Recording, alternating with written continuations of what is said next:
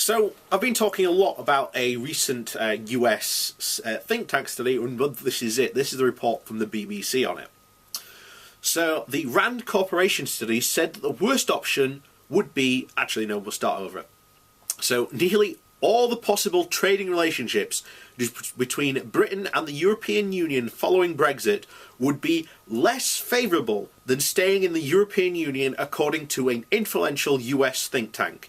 The Rand Corporation study, which said the worst option would be a no deal, would leave the UK economy 4.9% poorer by 2029. No deal would have a negative effect on the EU economy, but would be a relatively minor one. The report said that even a soft Brexit involving staying in the free market would not be as positive economically as staying in the EU.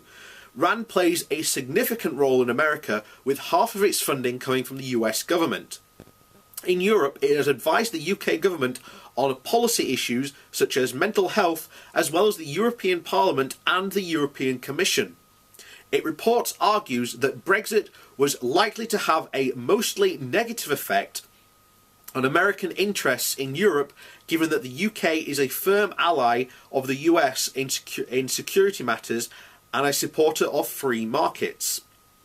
An EU without the UK may be more willing to create barriers for non-EU companies and a detriment for US companies and the American economy, the report says. In the development of EU defence policy, for example, the UK aim was often to ensure that the EU measures did not undermine NATO, and that the strong transatlantic partnership was the approach that could change Britain. This approach that could change once Britain has left the EU. We already know it has.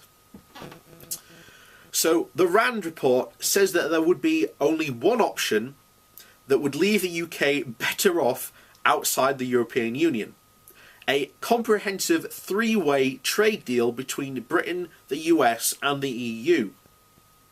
But the report admits that this is an extremely unlikely scenario, given that the present trade negotiations between the US and the EU, the Transatlantic Trade and Investment Partnership, are not supported by President Donald Trump and are in a hiatus. The analysis clearly shows that the UK will be economically worse off outside of the EU under most trade scenarios. The key question for the UK is how much worse off. As Charles Rees, the Vice President at Rand and the report lead author, states, it is in the best interest of the UK and to a lesser extent the EU to achieve some sort of open trade and investment relationship post-Brexit. Mr. Rees is a former US ambassador to Greece and was also Principal Deputy Assistant Secretary for State of European Affairs in the US between 2000 and 2004.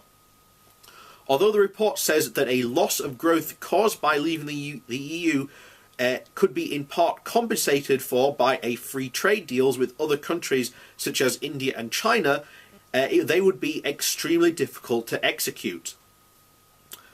Since the EU has a political incentive to demonstrate that the UK is worse off as a result of leaving the EU, so as to discourage other departures, and some in the UK believe that the costs of a no deal are low, there is a real risk that the parties, while even seeking to cooperate, will find themselves struggling to reach any agreement, the report says.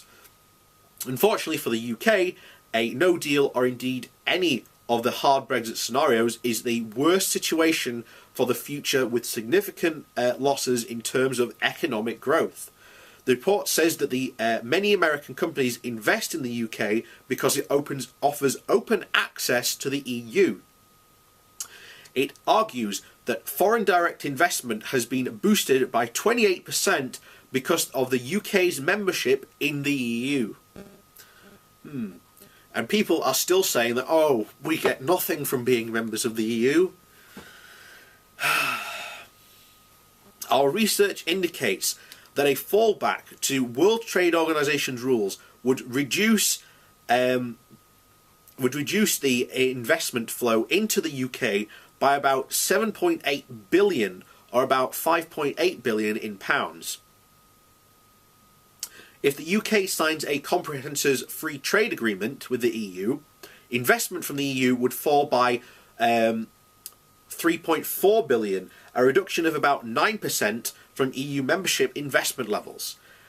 Signing a free trade agreement with the United States would add about 3.2 billion in inflows for the UK from our baseline scenario, making up for about 1/3 of the investment lost due to termination of the EU membership. The best option would be to conclude a three-way UK-EU-US trade agreement.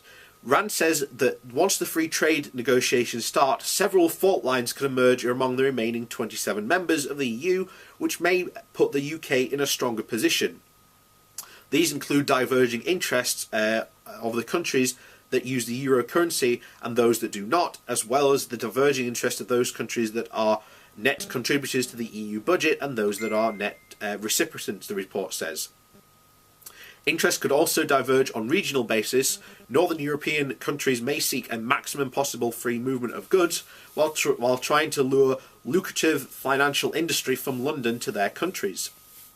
Southern European countries may focus on securing a higher financial settlement from the UK and preserving agricultural and fishing policies. And the Eastern European countries may seek a strong protection for their citizens currently in the UK. These are many differing priorities that may come into play as trade-offs are made. So, as you can see, they've basically gone, yeah, you're better off staying. So, basically, you have, I don't know what else to say, because basically, I keep on saying, guys, we're best off staying in. Look at this, look at this, look at this, guys. And you just have people going, well, we should just leave. And the report, I just want to mention the thing at the report, the back, it says that there's going to be divergence between the remaining 27 members of the EU. Well, let me put it this way.